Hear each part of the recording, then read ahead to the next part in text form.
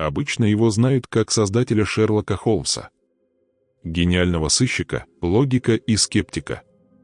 Но мало кто знает, что сам Конан Дойл не только верил в потустороннее, но и утверждал, что ему удалось получить неопровержимые доказательства загробной жизни. Он собирал факты, проводил эксперименты, общался с медиумами, фиксировал контакты с духами. Однако его записи исчезали, а его труды называли опасными. Почему? Возможно, он раскрыл что-то такое, что шло вразрез с религией, наукой и властью. Конан Дойл был уверен, человечество стоит на пороге великого открытия. Он предсказывал, что однажды люди сами начнут видеть загробный мир, начнут слышать мертвых, ощущать их присутствие. Он верил, что развитие науки и технологий неизбежно приведет к доказательству жизни после смерти. Почему Артур Конан Дойл скрывал свои открытия? Артур Конан Дойл вошел в историю как создатель Шерлока Холмса, человека, который полагался только на логику, разум и научные методы.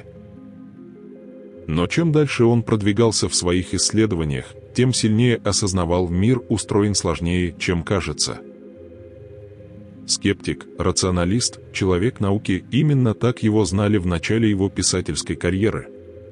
Он сам не мог представить, что однажды окажется на грани двух миров.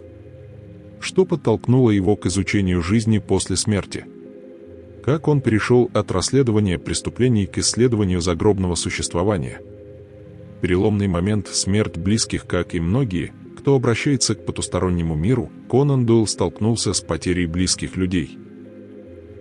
Сначала умер его отец, потом он потерял сына, двух братьев и племянника.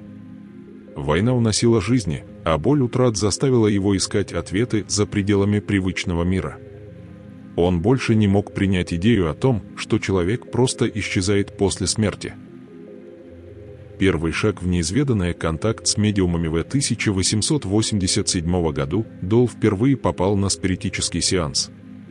Ему рассказали, что некоторые люди обладают способностью общаться с миром мертвых, передавать их послания, видеть то, что скрыто. Сначала он воспринимал это как игру, как мистификацию. Но вскоре произошли события, которые он не мог объяснить.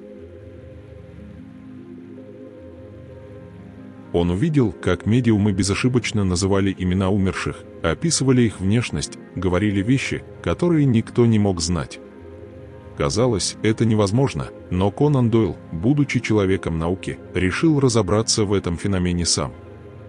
Наука или нечто большее? Первой встречи с медиумами он начал исследовать это явление с научной точки зрения. Он читал труды оккультистов, посещал спиритические собрания, наблюдал за феноменами, которые невозможно объяснить. Чем больше он погружался в этот мир, тем больше понимал, официальная наука намеренно игнорирует это. Что он увидел на спиритических сеансах? Конан Дойл не просто верил, он видел вещи, которые выходили за границы понимания. Он описывал, как предметы двигались сами по себе, как появлялись световые вспышки, как люди начинали говорить голосами умерших. Но главное, что поразило его, письменные послания с того света. Он видел, как медиумы писали длинные тексты, не зная, что в них содержится, и позже эти сообщения подтверждались реальными фактами. Почему он не мог молчать? После всех этих событий Конан Дойл понял, он не может игнорировать эту правду. Ему было важно донести до людей, что смерть — это не конец. Что души продолжают существовать, что загробный мир реален. Но мир не был готов принять это. Люди привыкли жить в рамках материалистической картины. И то, что открыл для себя Конан Дойл, шокировало многих. Доказательства, которые он представил, но которые отказались признать. Конан Дойл не просто верил в существование загробного мира, он пытался доказать его реальность.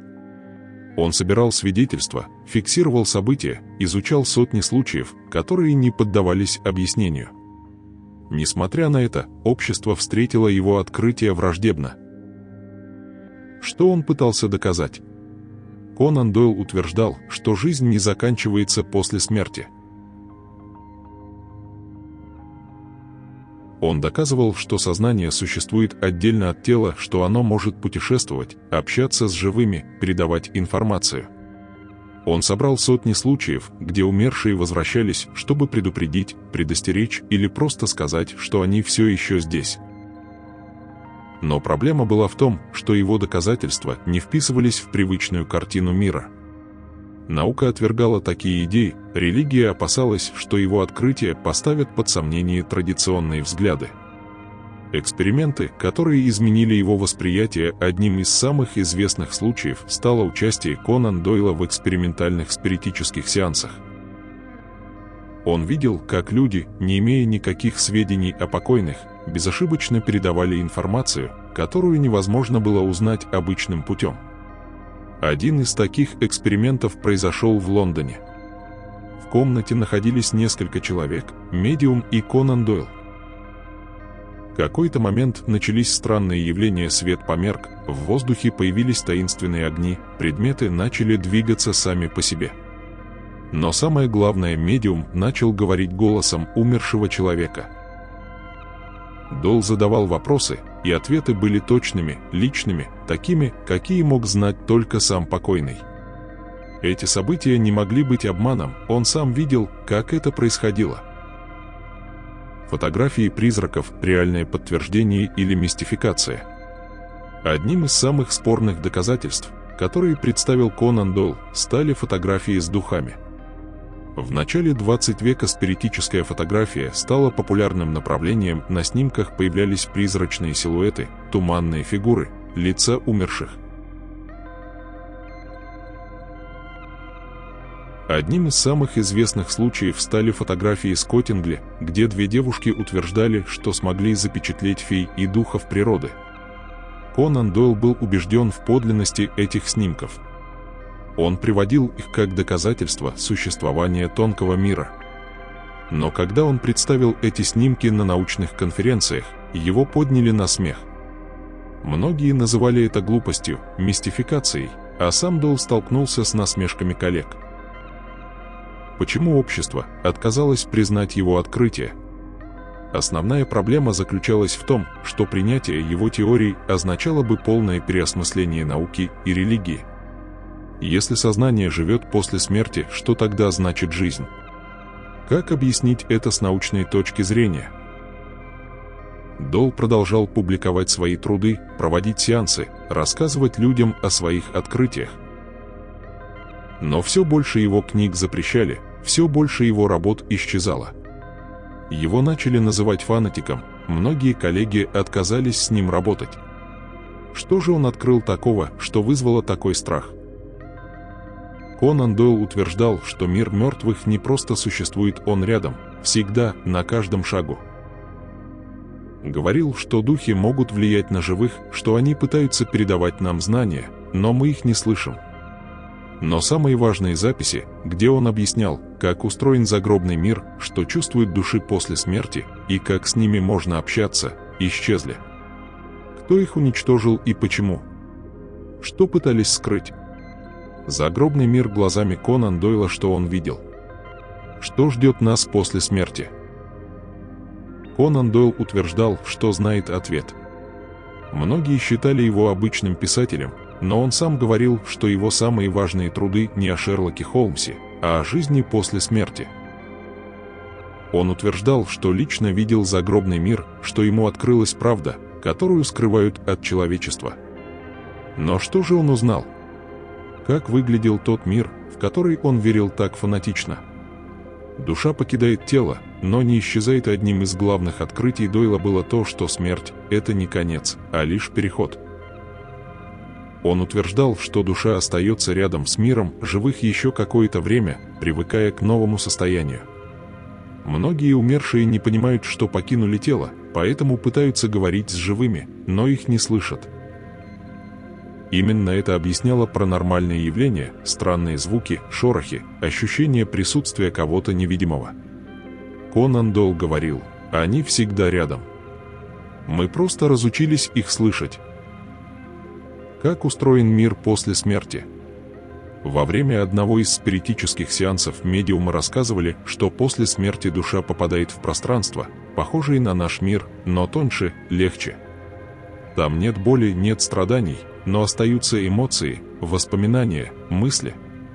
Конан Дойл описывал этот мир как место света, где каждая душа получает то, что она заслужила.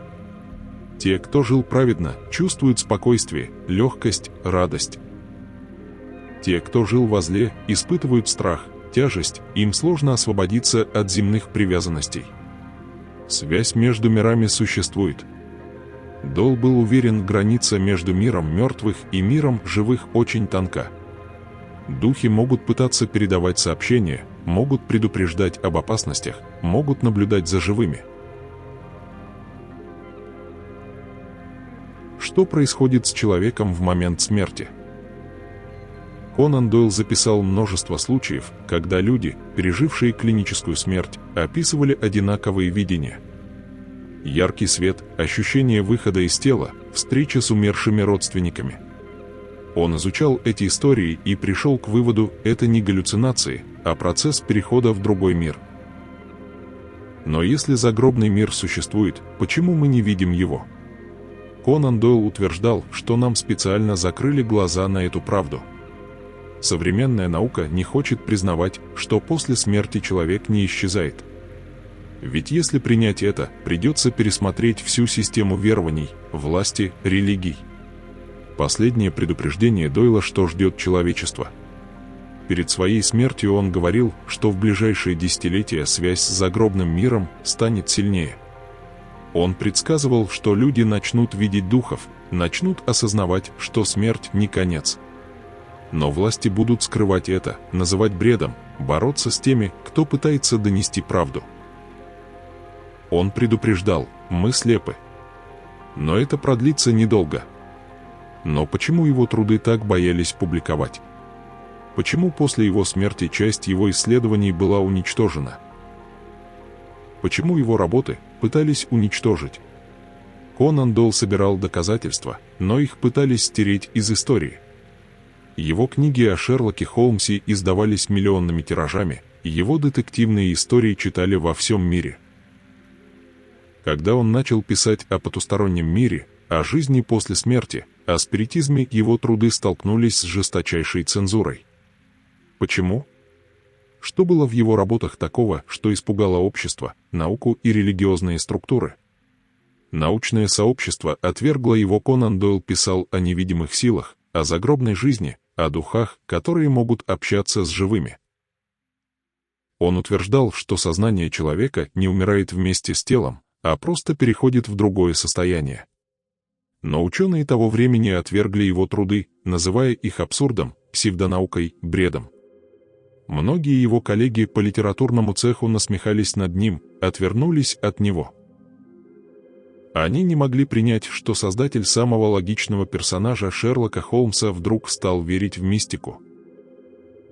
Религиозные структуры восприняли его исследования как угрозу. В своих исследованиях Конан Дойл утверждал, что загробный мир не имеет ничего общего с представлениями традиционных религий.